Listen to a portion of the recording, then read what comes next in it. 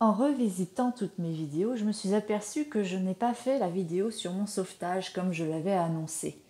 Et oui, vous avez compris que j'ai un cerveau en ébullition en tant que hypersensible. Je pense qu'en observant mes vidéos, vous comprenez mieux comment fonctionne un hypersensible.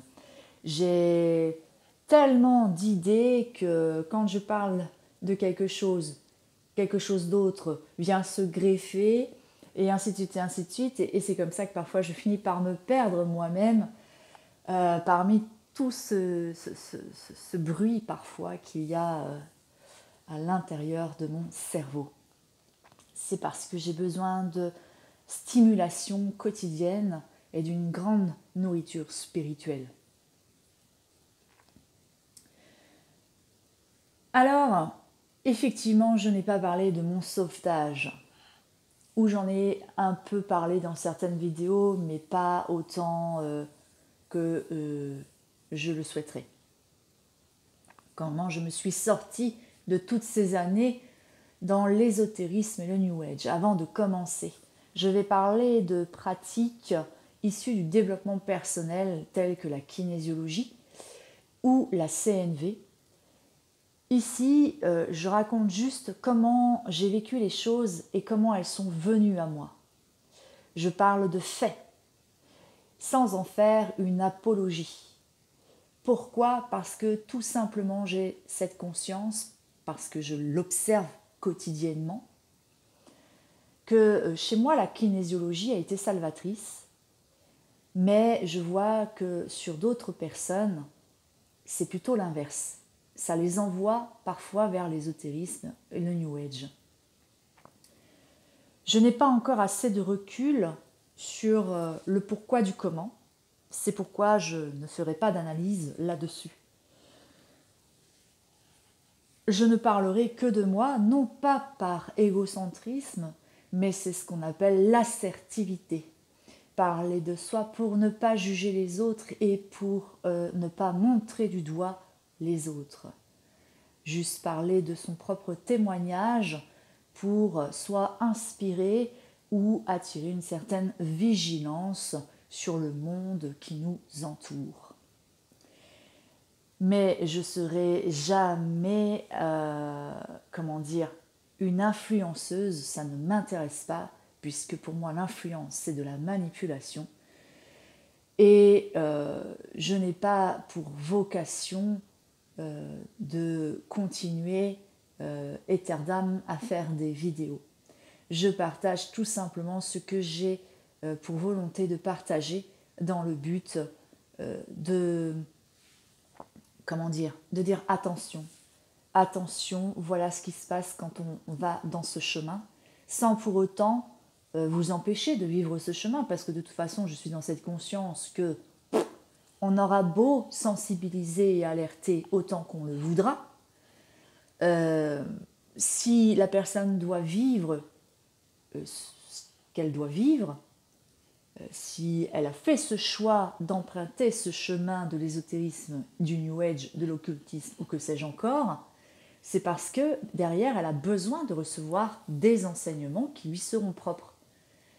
C'est pourquoi tous les témoignages que vous pouvez voir, moi je vous invite à regarder plusieurs témoignages de personnes qui sont sorties de l'ésotérisme et vous allez voir des points communs, mais vous allez voir aussi des points divergents.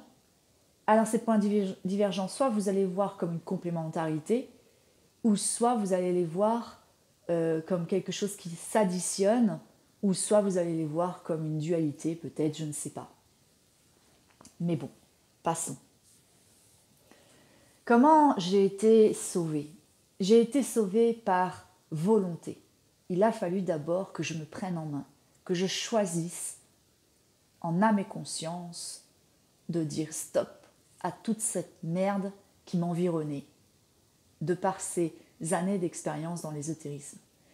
Mais pour dire stop, il a fallu que je comprenne que ce que je vivais, ce n'était pas le bon chemin, que j'étais en train de me leurrer, que je me mentais à moi-même, que j'étais bourrée d'illusions.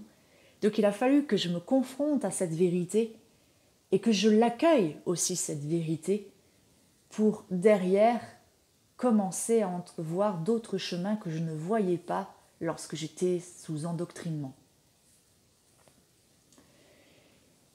Et c'est à partir de là que l'on m'a envoyé dans toute cette pénombre une petite lumière qui a percé toute cette obscurité. C'est à l'image même de quand un pêcheur cherche à pêcher un poisson, on lance la canne à pêche avec un appât. Bon, ça a été un peu ça, mais ici c'était dans le sens salvateur, puisque ici c'était pour m'extirper de l'obscurité dans laquelle j'étais engluée comme du goudron, vous voyez. C'est comme si, l'image qui me vient, c'est dans le film Blanche-Neige, avec la nana qui joue dans Twilight, là, et la reine, là, qui est parfois enlisée dans une espèce de masse goudronneuse toute noire. C'est ça un peu l'image qui me vient là-dessus. Et donc c'était venu pour m'extirper, c'est comme si Jésus avait percé l'obscurité en tendant la main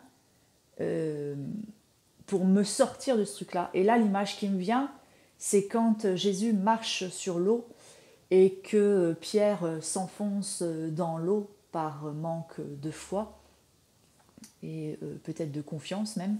Parce que pour moi, je le répète, la foi et la confiance sont intrinsèquement reliées. Voilà. C'est ma vision des choses. Et en fait, dans la tempête, parce que ici, le passage là dans la Bible, il y a une tempête, et donc Pierre s'enlise dans la tempête, il s'enfonce, et puis il coule, et là, tu as Jésus qui plonge la main dans l'eau et il vient le récupérer, quoi. C'est ça que j'ai vécu, en fait. Et je le vivrai la première fois, alors j'ai vécu plein de fois, hein, parce qu'on est venu à mon rescousse plein de fois durant tout le long de ma jeune vie. Celle qui me frappe le plus et que je me rappelle encore aujourd'hui, c'est quand j'étais en boîte de nuit, je ne sais plus quel âge j'avais une vingtaine d'années, j'étais encore étudiante, et j'étais en soirée médecine. C'était l'anarchie complète là-dedans, c'était un bésodrome, il y avait des gens qui c'était les soirées médecine, je ne sais pas si vous avez connu ces soirées-là, mais à mon époque, c'était l'anarchie complète, il y en avait qui baisaient en plein milieu de la salle, il y en avait d'autres qui dansaient sur les enceintes, les seins à l'air, la bite à l'air, et là-dedans, enfin bref, voilà, c'était un truc de fou. Et moi, j'étais un peu en train de tituber parce que j'avais pas mal bu. Et j'étais dans un mal-être à l'époque là, hein. J'étais vraiment très sombre, j'étais perdue, j'avais l'impression d'être une âme errante, complètement perdue, qui cherchait un sens mais qui ne trouvait pas le sens. Enfin bref, bref, j'ai toujours été une chercheuse de vérité par contre, mais là ouais, j'étais un peu perdue. Et je me rappelle, d'un coup, je sais pas, il y a eu un truc qui est venu me frapper à l'esprit. Et là, j'observe tout ce qui m'entoure autour de moi. J'ai eu un éclair de lucidité, si vous voulez. Et ça m'a frappé comme ça, d'un coup, d'un seul. Et là, j'observe autour de moi et je vois la vérité de ce que je vis. Et j'entends une voix qui me dit, est-ce que c'est ça que tu veux vivre ? Est-ce que c'est ça que tu veux vivre et que tu veux continuer à vivre ? Et cette voix-là, c'était une voix masculine très solennelle, mais très douce. Et je me rappelle avoir répondu non. Non, d'ailleurs, j'en peux plus, je sature, s'il te plaît, aide-moi.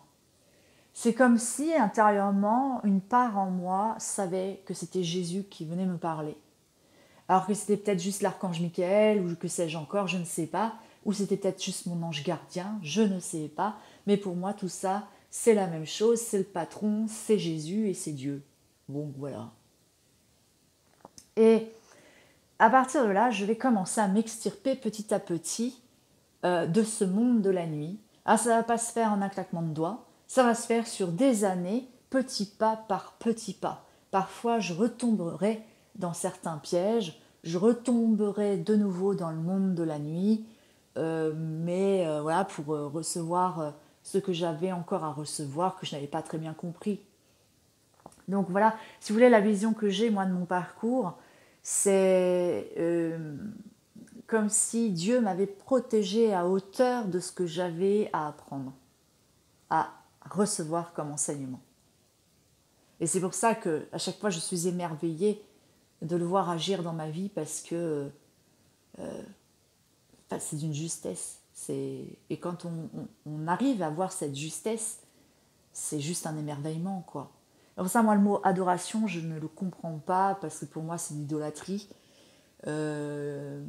Mais je comprends qu'il y ait des personnes qui comprennent ce mot adoration comme étant juste de l'amour et c'est ce qui les mène à prier et à donner leur amour à Dieu sans attendre quoi que ce soit en retour, par pure abnégation, parce que ça c'est pareil, il y a beaucoup de gens qui donnent leur amour à Dieu mais en espérant que leur vie s'arrange, que plein de choses, voilà, ça marchera pas non plus ça, sauf s'il veut réaliser un miracle à travers vous pour vous convertir.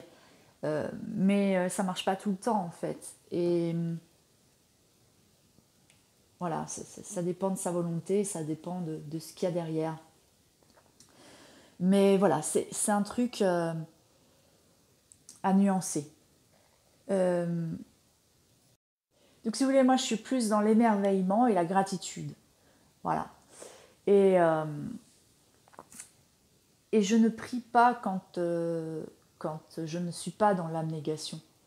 Je vais prier que quand je suis disposée et disponible pour être dans l'abnégation pure, l'altruisme pur.